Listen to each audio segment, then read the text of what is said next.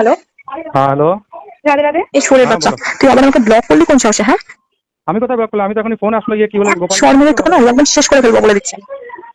তুই খুব ভালো করে জানিস আমি হসপিটালে অ্যাডমিটেড। কি পেয়েছিস কি? আজকে সকালে আমি তোর জন্য মরতে বসেছিলাম। আমাকে একটু শান্তি দিবি না? শান্তিতে মরতেও দিবি না নাকি তুই? কেন, আমি কি করেছি? তুই কি করেছিস? তুই ওকে বিয়ে করবি, আমি বলছি তাই।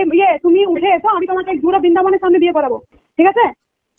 আজকে ভোরবেলা আমি তোর জন্য সুইসাইড এখন করেছি। আমি একটু শান্তিতে ঘুমাচ্ছি, তুই পেয়েছিস টাকা তুই আমাকে? হ্যাঁ, শোনের বাচ্চা টাকা।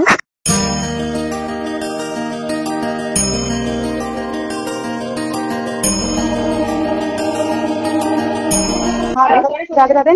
হ্যাঁ, রাধে রাধে। রাধে রাধে বলছি যে দেখুন, ওর যখন ইচ্ছা হবে ব্লক आप করতে। जिस व्यक्ति से बात कर रहे हैं उन्होंने आपके कॉल को। হ্যালো। হ্যাঁ হ্যালো। রাধে রাধে। এই শোনের হ্যাঁ বাচ্চা, বলো। তুই আবার আমাকে ব্লক করলি কোন সাহসে? হ্যাঁ, আমি কোথায় ব্লক করলাম? আমি তো এখনই ফোন আসলো গিয়ে কি বলে গোপাল শর্মিনের তো না একদম শেষ করে ফেলবো বলে দিচ্ছি। তুই খুব ভালো করে জানিস আমি হসপিটালে অ্যাডমিটেড। কি পেয়েছিস কি? আজকে সকালে আমি তোর জন্য মরতে বসেছিলাম। আমাকে একটু শান্তি দিবি না? শান্তিতে মরতেও দিবি না নাকি তুই? কেন, আমি কি করেছি? তুই কি করেছিস? তুই ওকে বিয়ে করবি, আমি বলছি তাই। তুমি উঠে এসো, আমি তোমাকে পুরো বৃন্দাবনের সামনে বিয়ে করাবো, ঠিক আছে? আজকে ভোরবেলা আমি তোর জন্য সুইসাইড এখন করেছি। আমি একটু শান্তিতে ঘুমাচ্ছি, তুই পেয়েছিস টাকা তুই আমাকে? হ্যাঁ, শোনের বাচ্চা টাকা। তোর লজ্জা করলো না আমাকে স্পর্শ করতে? আমি তোকে ভালোবেসেছি, সেটা পবিত্র ভালোবাসা ছিল। আমি কোনদিন তোর কাছে আমার ভালোবাসার কথা প্রকাশ করেছিলাম? তুই নিজে আগে বলেছিলি, তারপরে আমি তোকে স্বীকার করেছিলাম যে আমি ভালোবাসি। কিন্তু তার আগে পর্যন্ত আমি নিজের ভালোবাসার কথা স্বীকার করেছিলাম তোর কাছে? না না না, আপনার বরকে বলুন আমার সাথে কথা বলতে। ওই শোনের বাচ্চাকে আমি শেষ করবো, তারপরে আমি নিজে মরবো। ওকে বলুন, গোবিন্দ বললো তুই যদি মান চাস তুই আমার ফোন ধরবি বলে দিলাম। আমি তোকে মনে মনে ভালোবেসেছি, মনে মনে আমার যা ছিল। মনে মনে একজন স্ত্রী যে কোনো মানুষকে ভালোবাসতে পারে। আমি তোকে কবে প্রকাশ করতে গেছি যে আমি তোকে ভালোবাসি?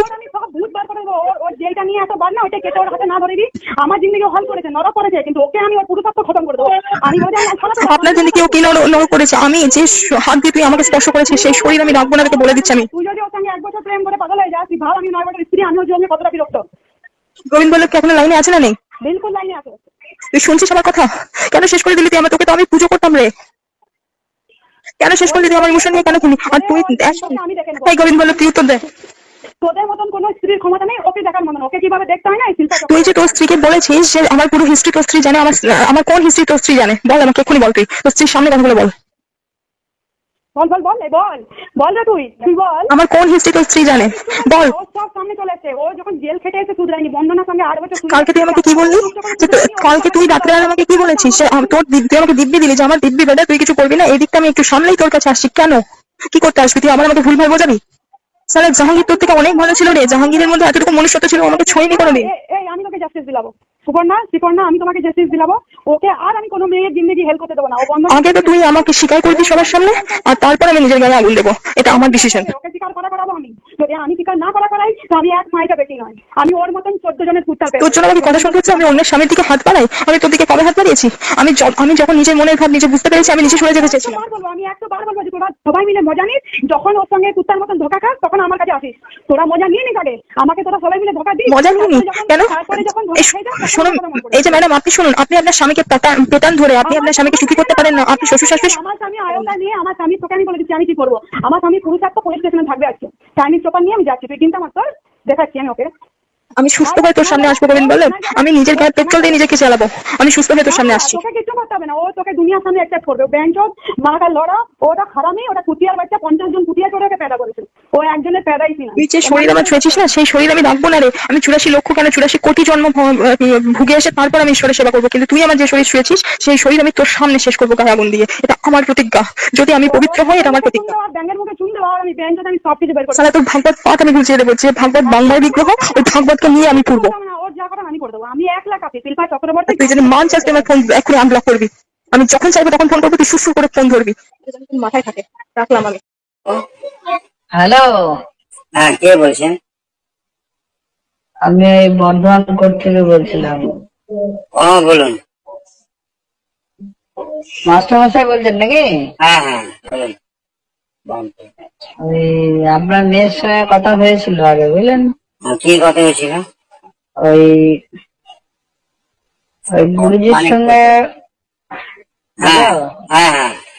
বলছি গুরুজি লাস্ট বলেছে 25 লাখ টাকা পর্যন্ত দেবো বলেছে, বুঝলেন?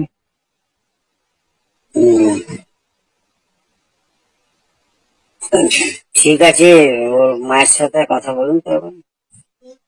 আপনি বলুন না, বা আমি আর কিছু বলবো না। আচ্ছা মশাই, হ্যাঁ, কি বলছেন বলুন। হ্যালো, হ্যাঁ, আমি মাসুমের ওয়াইফ বলছি, কি বলছেন? বলছি যে ওই গুরুজি আপনাদের ওই 25 পর্যন্ত ইয়ে করেছে, ওই লাস্ট ওইটা দিতে পারবে বলেছে। যদি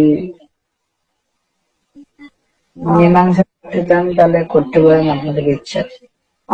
উনি উনি কোথায় আসবেন? ওনাকে তো সারেন্ডার হতে হবে, জেলে ঢুকতেই হবে। ঠিক আছে, কেস তো উঠবে না। আচ্ছা ঠিক আছে, আচ্ছা কেস উঠবে না। তো জেলে ঢুকে ওকে বেল নিতে হবে, থাকবে বেশ কিছুদিন, থাকতে হবে জেলে, আচ্ছা। যেখানেই যা করুক। হ্যাঁ এবার সারেন্ডার হওয়ার আগে এবার আপনাদের যদি আপনারা বলেন যে হ্যাঁ ঠিক আছে, উকিলবাবু দায়িত্ব, উকিলবাবু দায়িত্ব করে। সারেন্ডার হওয়ার আগে যদি আমরা এটা করি তাহলে ওকে সারেন্ডার হতে হবে না নাকি? না, সারেন্ডার ওকে হতেই হবে, টাকা দিলেও ওকে জেলে ঢুকতে হবে। আচ্ছা, টাকা মানে জেলে না ঢুকে বাঁচার কোনো রাস্তা নেই। তাহলে আবার তাহলে আবার উনি টাকাটা দেবেন কেন? ব্যাপারটা হচ্ছে শুনুন, উনি ক্যাসেলে যেতে চাইছেন না। এখন যা হোক দেখুন, আমি আর কিছু বলবো না গো।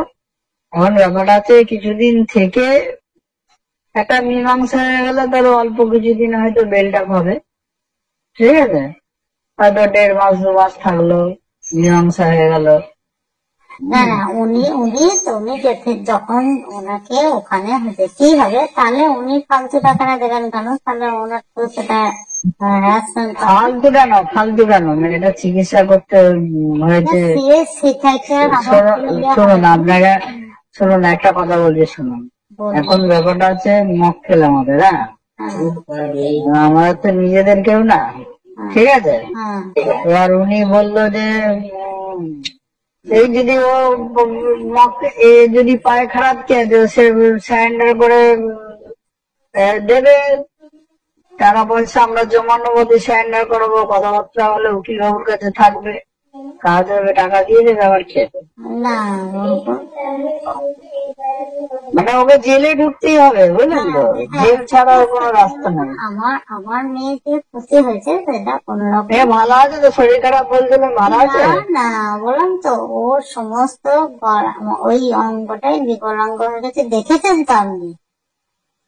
এসছিল একবার, একটু বাধা ছিল, আমরা তো দেখতে পাইনি। আর ওই তাও আমি মানে প্রচন্ড যন্ত্রণা হচ্ছে, অনেক এখন জেল সিট কেনা হচ্ছে, জেল সিট লাগানো হচ্ছে, প্রচন্ড যন্ত্রণা হচ্ছে, ওই যন্ত্রণা খুব হচ্ছে, শরীর খারাপ, ও অসুস্থ। তো আমাদের তো এখনো ট্রিটমেন্ট চলছে, প্রচুর টাকা খরচ হয়ে গেছে, বলুন তো, 15 লাখ টাকা এমনিতেই খরচ হয়ে গেছে অলরেডি, বুঝলেন তো? আচ্ছা আচ্ছা আচ্ছা, আবার তারপরে এখনো খরচ চলছে, সেটা তো খরচ, যন্ত্রণা খরচ, ওটাকে সহ্য করছি। তারপরে বুঝতে পারছেন যে একটা মেয়ের লাইফ রয়েছে, সেই লাইফটা পার করা, মানে আমরা মা বাবারা রয়েছে, এখন আমি দুটো রেঁধে দিচ্ছি, খাচ্ছে, আমার 60 বছরের বয়সে থাকা, আমি ওটা রেঁধে দিতেও পারবো না, তখন ও কি করে খাবে? আমাদের তো ওকে নিয়ে তো এবার শুনুন আপনাকে একটা কথা বলি, দেখুন এবার ও তো আসামি, হ্যাঁ, ও বাঁচবার জন্য আপনাকে অনেক কিছু প্রতিশ্রুতি দিতে পারে। ঠিক আছে, যেহেতু একটা দুর্ঘটনা ঘটিছে, ওকে আর বিশ্বাস করার কোনো দরকার নেই। ঠিক আছে, আমরা আর কি করবো বলুন, আমরা টাকা পয়সাটাই, টাকা পয়সাটা পাঠিয়ে দিলে, শুনুন, টাকা পয়সাটা আপনাকে পাইয়ে দিলে একটা টাকা পয়সা দিয়ে সেটেলমেন্ট করার মতো আমাদের কাছে রাস্তা আছে। এবার ধরুন ওর লাইফের হয়তো ওর সঙ্গে সেটেলমেন্ট করিয়ে দিলাম, ও কেস থেকে বাঁচার জন্য সে এখন অনেক কিছু আপনার সঙ্গে প্রতিশ্রুতি দিল, লেখালেখি করলো, হ্যাঁ, দেখা গেল সেই লেখালেখি গুলো মানে এই কেসটা থেকে ওই কেসের তো আর কোনো দাম থাকবে না পরে, মেন তো এই কেসটা, হ্যাঁ, এইটা আর কি হবে তখন? ওটা যা হবে ওই টাকা পয়সাটাই নিয়ে নেওয়াটাই বেটার হবে যদি আপনারা রাজি হন। আমি জোর জোর করে কিছু বলবো না। ব্যাপার হচ্ছে যে বলি মানে একটা টাকা দিয়ে তো মীমাংসা হয় না, মানে ওর জীবনের দায়িত্বটা কে নেবে? নিজে সারা মাস্টার মশাই এবার দেখুন, ও বললো হ্যাঁ আমি দায়িত্ব নেবো, বুঝতে পেরেছেন? ও বললো আমি দায়িত্ব নেবো, যে আপনারা একটা কাগজে লেখালেখি হলো, সব হলো, কথাবার্তা হলো, ও কি দায়িত্ব নেবে? ওর বিয়ে বউ বাচ্চা আছে, ওকে কেন দায়িত্ব নিতে বলবো? সেইটা এবার বলি শুনুন, ও আসামি, ওর সঙ্গে কোনো আর এগ্রিমেন্ট চলবে না। ওকে যা বলবেন না ও সব হ্যাঁ বলবে, বুঝতে পেরেছেন? ওর থেকে যদি এবার ওই টাকা পয়সা নিয়ে, আমি খালি সেদিনকেও বলেছি, হ্যাঁ বলুন, এই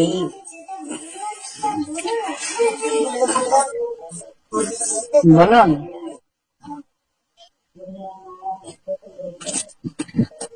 হ্যাঁ নমস্কার কাকু। হ্যাঁ বলুন বলুন। হ্যাঁ আমি একটা কথা বলছি। ওর বউ বলেছিল সরে যাবে এবং ওর বউ সরেও গেছিল।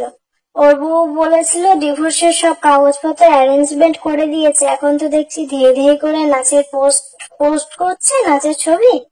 তো আপনি একটা কাজ করুন, ওকে বলুন বউকে ডিভোর্স দিয়ে আমার দায়িত্ব নিতে, আমি কোনো টাকা পয়সা নেব না। Thank you. ঠিক আছে।